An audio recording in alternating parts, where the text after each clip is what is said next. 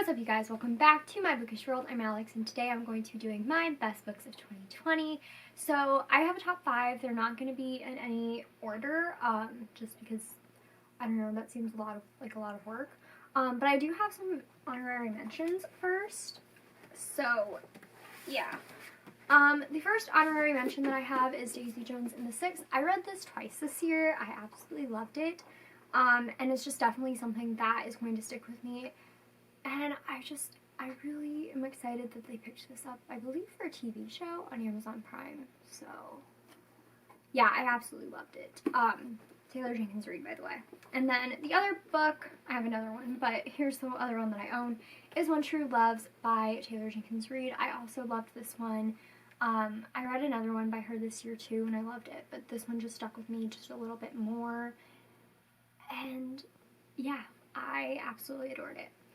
And then the other one that I don't own is Long Way Down by Jason Reynolds. This is, oh man, this book just made me so emotional, and I'm so excited that I read it. I did have to read it for school, or I think I told myself I was going to read it for school, but yeah, I just absolutely adored it.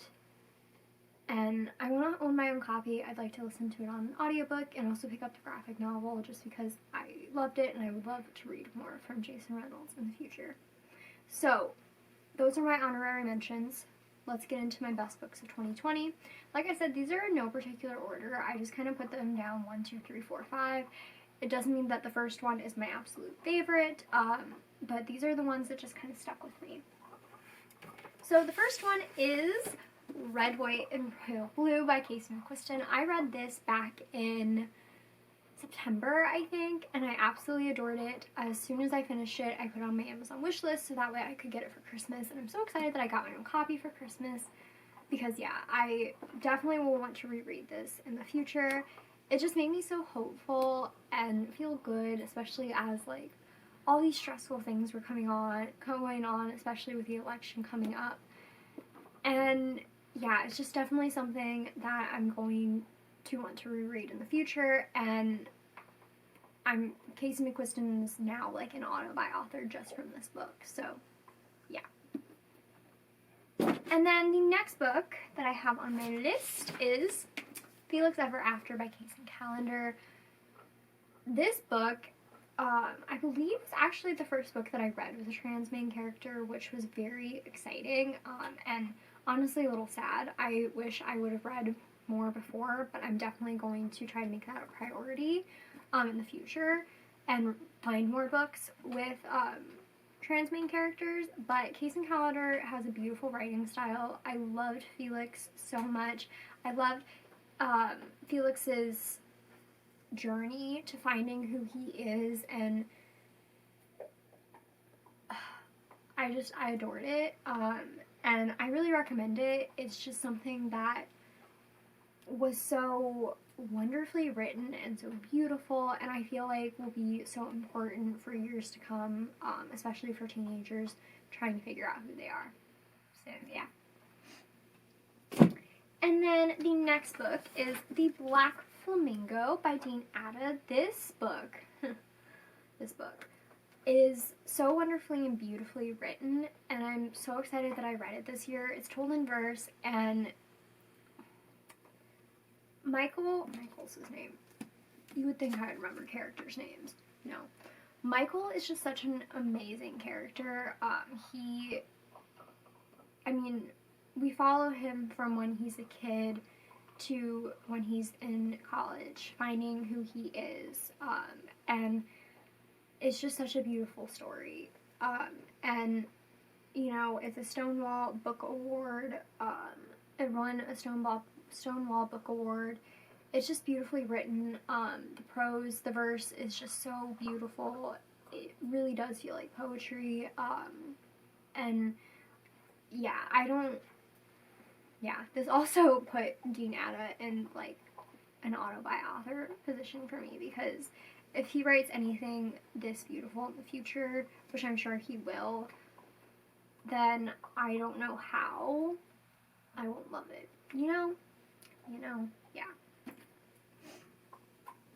And then the next book that I have on here is House of Earth and Blood by Sarah J. Maas, also known as Crescent City, which is the first book in her new adult fantasy series. I absolutely love this, even though it took me like 2 weeks to read, because you know what? Look at this. I know it looks kind of short, but it's like, how big is this? I think this was the biggest book I read this year. Maybe not. What is this? But it feels like Bible pages towards the end. Yeah, it's an 803 book. That was the longest book that I read in 2020, I believe. But I absolutely adored it. Sarah J. Maas, I haven't read everything by. I haven't read her Throne of Glass series just because it does not interest me. But this book kind of takes what I loved about Court of Thorns and Roses and just does something so different. I absolutely loved Bryce and her character, this girl who is expected to be a party girl but really isn't, and is just has this mask. Oh man. And Hunt, who, yeah, is a little stereotypical for Sarah J. Maas and is a lot like Rhysand, but is just so wonderful. And Danica, who just seems so amazing, and it makes me so sad what happened to her, but yeah, I'm definitely going to be reading more from this series because I absolutely adored it. Yeah, arm hurts from holding that up. That's how big it is. And then the last book that I have on my list, okay, there's what that went, is From Blood and Ash by Jennifer L. Armentrout.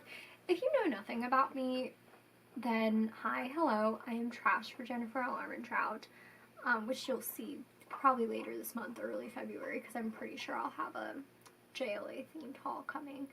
Anyway, yeah, I'm just utterly amazed by this author. So she puts out like 3 to 4 books a year, and they're always books that I absolutely adore. And this is her first high fantasy novel. It's a new adult fantasy romance. And she wrote, I think she started writing this in September of 2019, and it came out like March 31st, and then the second book came out in September. Like, nobody is doing it like her. And look, I'm not gonna lie, it's not the most quality book. It's a fantasy romance. Again, not top tier literature, not something that people are going to study, but if you want something to just kind of lose yourself to, and a page turner, something that's going to make you excited to read, and you're going to want to stay up late finishing, this is the book. This is the series. And like right now, I'm almost done with the second book and loving it even more. I've literally teared up like 5 times. And I'm so excited for the third book, which comes out at the end of April, and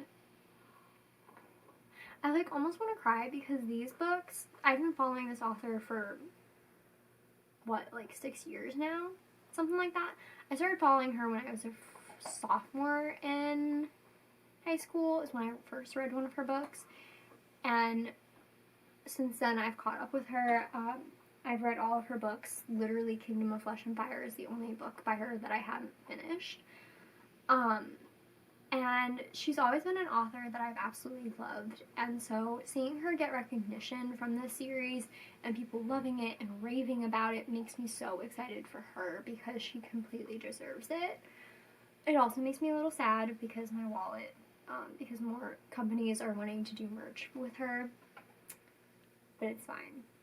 My wallet might yell at me, but whatever. I know Fairy Loot is coming out with like exclusive editions of these books that go on sale in March, and I'm literally going to be putting it in my calendar, and it's going to be my birthday gift to myself, because how could I not? I mean, look at how stunning.